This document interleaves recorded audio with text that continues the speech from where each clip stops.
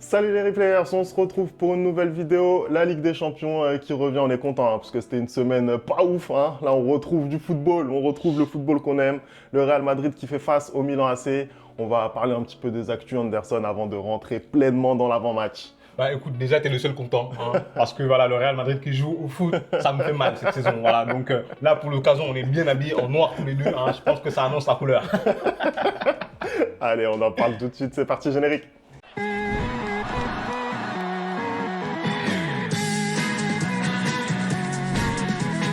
Allez, on commence tout de suite cette vidéo, on espère que vous allez bien. On va commencer en parlant un petit peu de l'actu Anderson.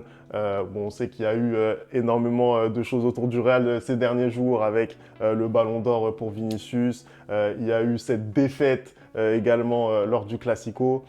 Parle-nous un petit peu de cette actualité, marquée aussi par le Real qui ne joue pas son match de ce week-end face à Valence à cause des inondations. Bon déjà, grosse force à l'Espagne, hein, et aux gens aussi à Valence qui ont subi ces inondations-là. Je pense que quand il se passe des trucs comme ça, le football c'est secondaire. Donc le Real qui joue pas ce week-end, c'est une très bonne décision de la part de la Ligue. Sinon, dans l'actualité du Real, bah, on a des blessures. On continue d'avoir des blessures avec Thibaut Courtois qui s'était blessé il y a un moment. Là, il est sur le retour. On a aussi Rodrigo qui revient apparemment de blessure. Rodrigo s'est entraîné là ce matin. C'est pas le cas pour Courtois, donc je ne sais pas trop si Courtois va jouer demain. Je pense quand même que l'absence de Courtois est importante parce que même si Lunin est un bon gardien, je pense qu'un Courtois, par exemple, typiquement au Classico, il y avait peut-être moyen de ne pas se prendre un 4-0. Tu vois, on aurait pu se prendre un 2-0, 3-0. Voilà, mais pas 4-0. Je pense qu'il y a quand même des buts qu'il aurait pu empêcher Thibaut Courtois. Tu penses à quel but? Parce que là, en y réfléchissant, je suis pas... Typiquement le premier but de Lewandowski où il a juste à gauche de Lunin, je pense que la manière dont Courtois goal, il aurait peut-être pu empêcher ce but-là. Après, c'est très compliqué. Ouais, mais après, je te dis pas que c'est de la faute de Lunin. Hein. Pour moi, pas du tout. Pour moi, c'est vraiment la défense le problème. Mais je pense que le fait d'avoir Courtois dans les cages, déjà, c'est un peu plus rassurant pour les défenseurs et c'est un peu plus inquiétant aussi pour les avant-centres. Tu commences à réfléchir un peu plus de la manière dont tu vas l'ajuster. Sinon, hormis ça, il y a Carvajal qui s'est blessé. On n'a toujours pas de remplaçant. C'est Lucas Vazquez qui assure pour l'instant l'intérim. Moi, je suis pas, tu sais, Fémi, je suis pas fan. Moi, je suis pas fan de cette situation. Il aime pas Cafou. Moi, je suis désolé, mais pour attaquer, il est très bon, mais pour défendre, c'est très compliqué. On nous dit qu'il y aura un petit jeune de la Castilla qui s'appelle Jesus Fortea, qui s'entraîne maintenant avec l'équipe première et que les entraînements, ça apporte ses fruits, qu'apparemment, il serait très bon. Mais je doute fort que Ancelotti soit le genre de coach à essayer ce genre de joueur. Parce que pour le coup, c'est un vrai arrière-droit de métier, tu vois. Moi, je pense que le fait vraiment que ce soit un arrière-droit de métier, c'est quelque chose de très important parce que ce n'est pas le cas pour Lucas Vazquez. Aujourd'hui, j'aurais même tendance à vouloir essayer un Franck Garcia ou un Ferland Mendy de l'autre côté parce que ce sont des arrières de métier. Parce qu'aujourd'hui, le Real est dans une position où ils ne peuvent plus se permettre de lâcher des points, que ce soit en championnat ou que ce soit en Ligue des Champions. Donc voilà un peu l'actu du Real Madrid. Est-ce que tu peux nous parler, Anderson, de Kylian Mbappé, hein, qui fait toujours l'actu de ce club, hein, pas forcément pour les bonnes raisons cette saison. Est-ce que tu peux nous parler de lui parce que voilà, on a cru comprendre que c'était un petit peu un problème dans l'équilibre de cette équipe.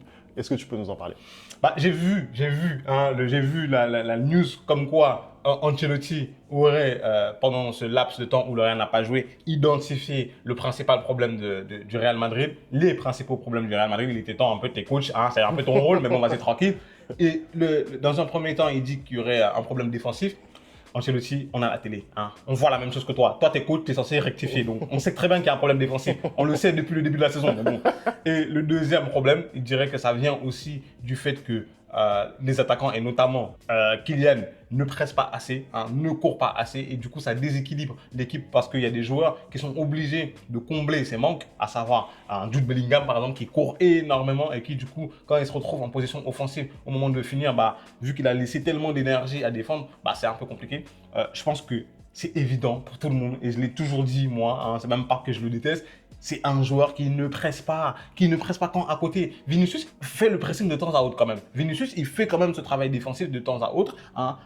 Moi, je suis désolé, quand tu as Kylian Mbappé dans ton équipe, tu joues à 9 devant. tu joues à 9 devant parce que ce mec-là, il presse pas du tout. Et moi, au-delà même de ne pas presser, il se désintéresse totalement du pressing, il se désintéresse totalement du duel. Tu l'avais dit, tu l'avais souligné que quand il y a des ballons aériens, il les joue même pas en fait. Il les joue même pas. Donc du coup, bien évidemment que Ancelotti a raison quand il dit qu'il y a un problème à ce niveau-là parce que le pressing, il est collectif. Et si tu gênes dès la première relance les joueurs, il a dit justement Ancelotti que le match au Classico contre Casado, il avance totalement tout seul. Kylian, il peut le faire un premier pressing, mais il le fait pas du tout. Donc ouais, je pense que c'est une des solutions en effet pour espérer aller avoir quelque chose cette saison, mais je pense pas que ce soit la solution parce que je pense pas qu'en faisant un peu plus de pressing, le Real va complètement relancer sa saison, c'est pas possible.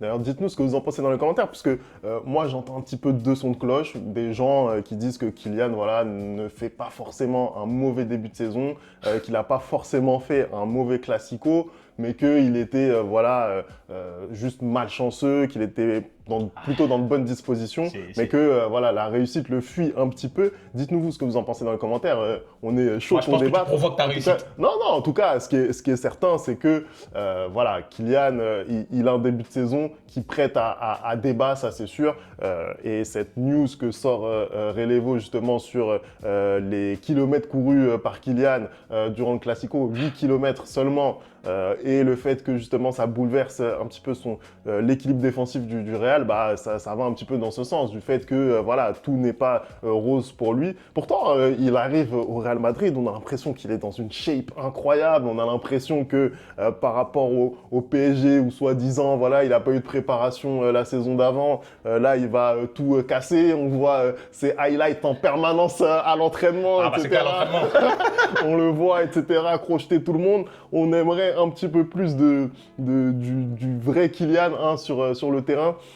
Anderson, je pense qu'on a fait le tour de l'actu. On va rentrer dans cet avant-match, ce match contre le Milan AC, qui est déjà important pour le Real hein, si il veut s'assurer une place dans les 8 premiers. On va peut-être évoquer les compositions d'équipe, puisque côté Real Madrid, hormis les absences que tu as évoquées au départ, pas énormément de surprises. Hein. Bah, je pense pas qu'il y aura de surprises. Je pense que vu que Rodrigo n'est pas à 100% et qu'il va revenir, je pense pas qu'il va le titulariser tout de suite. Je pense qu'on va encore avoir cette même équipe qu'on a eu au Classico, ce 4-4-2 losange, un peu avec Jude Bellingham qui est... Ah, pour le coup, je sais pas s'il va mettre Jude Bellingham à droite comme il a fait justement pendant le Classico ou s'il va le mettre vraiment en position avancée. Parce que pour moi, je suis obligé de dire que le 4-4-2 losange avec Jude Bellingham en haut qui se comporte un peu en faux numéro 9 quand on a le ballon, c'est la meilleure version de son 4-4-2. Parce que vraiment mettre Jude sur le côté, c'est totalement le brûler. Donc en tout cas, j'espère qu'on va avoir ce 4-4-2 losange avec Jude Bellingham qui est un peu en soutien des deux attaquants, à savoir Vinicius Junior et Kylian Mbappé. Pour le coup, moi, ce que j'aimerais, c'est vraiment que chacun reste à son poste. Aujourd'hui, je vois encore beaucoup trop Kylian Mbappé dézonner et venir à gauche. Reste à droite. Et limite, j'avais même l'impression qu'à un moment, j'ai vu plein de gens le dire, que si on faisait un 4-3-3, peut-être à la place de mettre Mbappé en pointe, mettre Rodrigo et mettre Mbappé à droite, qui le forcerait, lui, à être sur un côté et être beaucoup plus efficace parce que Kylian Mbappé est fort quand il est sur un côté, que ce soit sur le côté gauche ou que ce soit sur le côté droit, où il veut plus jouer apparemment maintenant, mais pour moi, il est bien meilleur quand il est sur un côté. Sauf qu'aujourd'hui, le côté gauche, c'est pas possible. Vinicius est beaucoup plus fort que lui, je suis désolé. C'est ce que j'allais te dire, c'est que déjà, ça fait quand même quelques années qu'il n'a pas évolué sur le côté droit. Il l'a déjà fait avec réussite, mais c'était plutôt au début de sa carrière. Là, le revoir sur le côté droit, en plus un ailier travailleur, puisque c'est ce qu'on réclame au final, moi, ça me paraît très compliqué de la part de Kylian. Et puis même dans sa position préférentielle à gauche, tu viens de le dire, déjà, bon, il n'y a pas de débat avec Vinicius, mais même lui, sur sa qualité propre, je ne sais même pas si aujourd'hui, il a encore les cannes, en fait, tout simplement, pour jouer sur ce côté. Oui, mais sauf que la position de numéro 9, c'est pas mieux non plus. Aujourd'hui, c'est un poste auquel il doit s'adapter. Parce qu'aujourd'hui, quand tu regardes ses courses, quand tu regardes son travail défensif, quand tu regardes ses appels, c'est pas un numéro 9. C'est clairement pas un numéro 9. Son déplacement dans la surface, c'est clairement pas un numéro 9. Donc au final, est-ce que c'est mieux de vouloir à tout prix s'entêter à ce qu'il s'adapte à ce poste de numéro 9 ou est-ce que c'est pas mieux qu'il aille sur quelque chose qui le rassure, à savoir la vitesse? Est-ce que tu es en train de nous dire que tu as recru phare, tu sais pas où la mettre? Est-ce que c'est ça que tu es en train de nous dire? Moi, c'est ce que j'ai prévenu. Mais moi, c'est ce que j'ai prévenu dans cette scène avant même qu'il arrive, Femi. Je te l'ai dit et je pense que je suis un des seuls qui est pas supporter justement et qui fait des débriefs du Real qui n'est pas hypocrite. Moi, j'ai dit que je ne savais pas quelle allait être sa place dans cette équipe parce que l'année dernière, cette équipe était parfaitement équilibrée et que si tu devais ramener un numéro 9, c'était plutôt un numéro 9 du style de Erling Haaland ou de Harry Kane. Aujourd'hui, le profil de Kylian Mbappé ne correspond pas au Real Madrid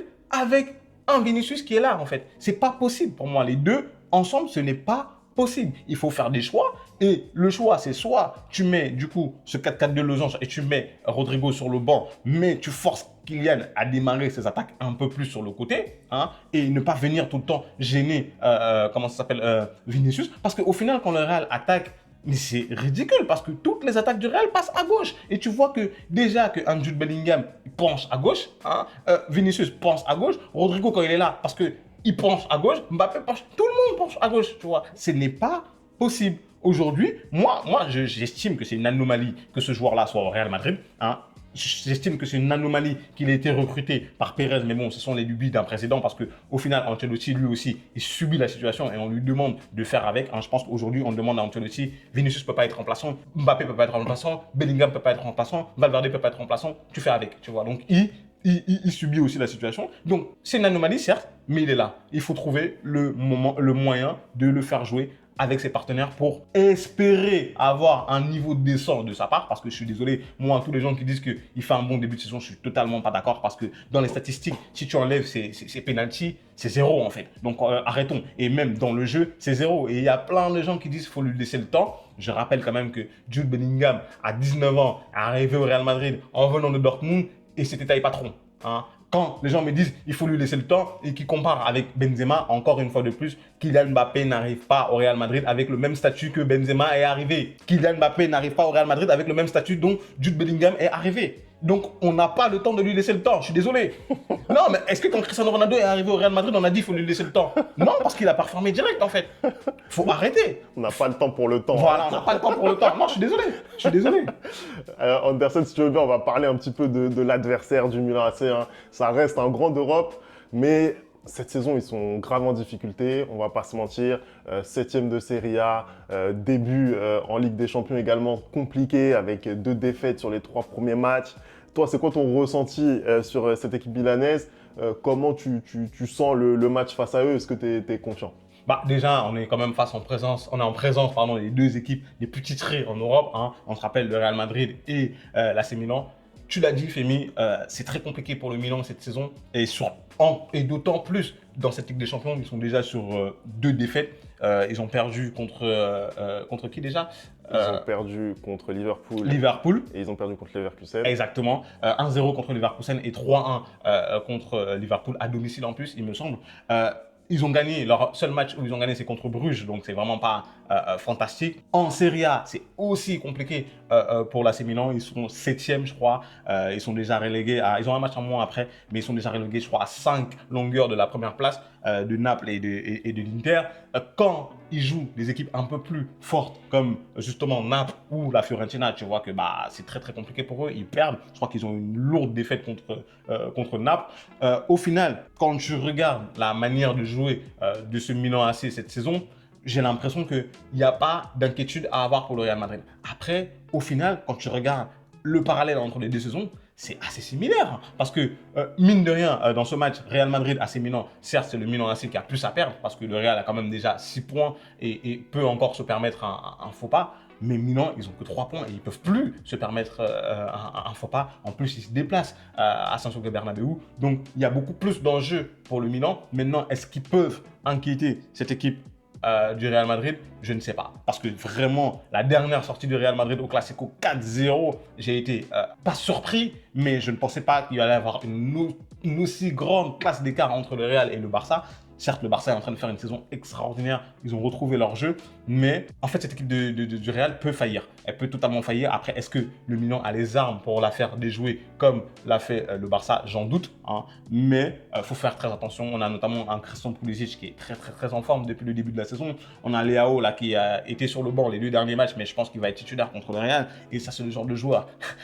Sur le côté, c'est très compliqué hein, à gérer. Et quand je pense que c'est un Lucas Vazquez qui va devoir s'en occuper, bah, c'est difficile. On a aussi comment il s'appelle, Reinders, qui est très bon dans ce début de saison. On va retrouver notre madrilène préféré, Alvaro Morata. Hein. J'espère que Valverde va s'en occuper pareil que lors de la Supercoupe. Mais typiquement, en fait, c'est une équipe qui peut, avec l'envie, clairement gêner le Real Madrid. Et comme on l'a dit, au pressing, le Real au début de cette saison, c'est pas trop ça. Donc le Milan, avec l'envie, ils peuvent très bien venir faire un résultat au Santiago Bernabéu, mais maintenant, j'en doute fort. Voilà. Ouais, moi, honnêtement, les Milanais, je les sens pas super chauds. Malheureusement, nous, en France, on n'a pas eu l'occasion de les voir beaucoup jouer cette saison.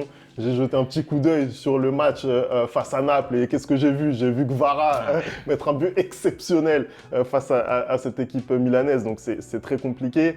Déjà, je pense que les têtes fortes de cette équipe milanaise ne sont peut-être pas forcément au niveau, ou en tout cas n'arrivent pas à tirer cette équipe vers le haut. Tu as parlé de Pulisic qui est bon et qui est en forme cette saison, mais une recrue par exemple comme Youssouf Fofana qu'on attendait au milieu de terrain justement pour venir apporter de l'impact, pour apporter cette stabilité aussi, n'arrive pas forcément à s'acclimater comme il le faut. Donc voilà, ça fait beaucoup d'interrogations autour de cette équipe de Milan. Et puis, sur ce qu'on a pu voir d'elle la saison dernière déjà, on se rend compte que c'est plus le grand d'Europe que ça a été. C'est-à-dire que pour eux, l'objectif, c'est clairement de faire partie des 24 premiers. Et s'ils font partie des 24 premiers, ils seront contents comme ça, je pense. Parce que voilà, c'est une équipe qui, aujourd'hui, n'est plus habituée à se qualifier de façon régulière pour les huitièmes de finale de la Ligue des Champions. C'est la réalité de l'AC Milan aujourd'hui. Donc, pour moi, en fait, il y a vraiment une classe d'écart entre le Real Madrid et le Milan AC. Une fois qu'on a dit ça, après, on connaît très bien les difficultés du Real, même face aux équipes un peu plus faibles. Mais malgré tout, voilà, ils savent quand même faire tourner le résultat en leur faveur. On verra ce que ça va donner. Anderson, on passe aux clés du match maintenant. Qu'est-ce que le Real va devoir faire selon toi pour battre cette équipe milanaise? Je pense que les clés du match, déjà, va être dans l'envie. L'envie, vraiment, et comment aussi le Real va se remettre un peu de cette défaite contre le FC Barcelone 4-0 qui a montré, je pense, absolument toutes les lacunes de ce Real en début de saison. Aujourd'hui, je dirais que les principales clés du match vont être au niveau du pressing et de la récupération du ballon et qu'est-ce qu'on va en faire. Typiquement, j'ai pas envie de voir une équipe du Real qui laisse le ballon un peu comme ils l'ont fait face à Barcelone sans presser. J'ai envie de voir du pressing, j'ai envie de voir des appels de balles, j'ai envie de voir du mouvement. Aujourd'hui, je trouve que le Real, il n'y a pas assez de mouvement dans cette équipe, que ce soit en phase offensive ou que ce soit en phase défensive. J'ai l'impression qu'ils sont dans un état de léthargie où ils laissent l'adversaire faire et ils espèrent un miracle de la part de Courtois. Ils espèrent que, de par leur qualité naturelle, parce que pour jouer au Real Madrid, il n'y a que des excellents joueurs au Real Madrid. Bien évidemment, on sait très bien que c'est parmi les meilleurs joueurs du monde. Et j'ai l'impression qu'ils pensent que juste leur nom, ça suffit. Non, aujourd'hui, il faut fournir des efforts sur le terrain. Il faut le montrer. Il faut totalement relancer leur saison. Une autre des clés du match, c'est j'ai l'impression que Vinicius, après la désillusion de son ballon d'or, j'espère qu'il ne va pas être énormément affecté par ça. Carlo Ancelotti en conférence de presse dit que ce n'est pas le cas, qu'il se remet bien, que même si il a vécu cela comme une injustice, il est prêt à travailler encore plus pour aller gagner ce ballon d'or-là. Mais moi, j'ai peur que ça puisse affecter son jeu. On va voir, je pense que ce sera la première sortie justement post-ballon d'or. Peut-être aussi qu'il va vouloir montrer à l'Europe qu'ils ont fait une erreur et du coup, il va être encore plus fort. Donc, je pense que pour moi, les clés, ça va être la capacité du Real à contrôler ce match-là, à faire le pressing, à redoubler d'efforts, vraiment à bouger sur le terrain. Genre, c'est pas normal, par exemple, comme tu disais, un Kylian qui fait 8 km dans le match, c'est pas normal. Je suis désolé, en Classico, c'est totalement pas normal. Donc, demain, moi, j'ai envie de voir des joueurs qui bougent, qui remuent, qui font des choses, tu vois. Après, si tu perds, c'est pas grave, mais j'ai envie de voir une équipe qui bouge, et pas voir cette équipe que je vois depuis le début de la saison qui a l'impression de subir les choses à chaque fois, parce que quand tu subis contre Manchester City, je te l'ai dit, c'est pas grave, mais quand tu subis maintenant contre n'importe quelle n'importe quelle équipe, que ce soit Lille, c'est pas normal en fait. C'est pas normal. J'ai envie de retrouver le Real demain. Voilà. Voilà mon message. S'il vous plaît. Allez, on va passer aux pronos. Donnez-nous vos pronos dans les commentaires. Anderson, je te pose la question très simple. C'est quoi le résultat pour toi de ce match? Bah écoute, Femi, la dernière fois que j'ai dû faire un prono, j'ai dit match nul pour le Classico, il y a eu 4-0. Hein. Donc ça va être un peu compliqué pour moi là de faire un prono. Bah, je dirais que j'espère bien évidemment une victoire du Real Madrid, mais je sais qu'ils vont prendre un but. Hein, parce que niveau défensif, cette saison c'est très compliqué. Donc je veux dire victoire du Real 2-1. Voilà. Écoute, moi je te rejoins. Je suis convaincu que le Real va gagner ce match. Ils sont obligés de réagir, c'est pas possible. Moi, je vois pas un Real qui fait encore une prestation apathique, surtout après ce qui vient de se passer. Pour moi, le Real va gagner. Le score, moi, je serais un petit peu plus optimiste que toi quand même. Je dirais 3-1 pour le Real. Voilà. Je pense pas. Avec ce qu'on voit depuis le début de la saison, je pense pas, Femi. Bah, vous donnez votre avis. Hein. Est-ce qu'on est sur la bonne route ou pas? Merci d'avoir regardé cette vidéo. On n'oublie pas les bonnes habitudes, @le replay foot. Et on se retrouve très vite pour une nouvelle vidéo. Ciao!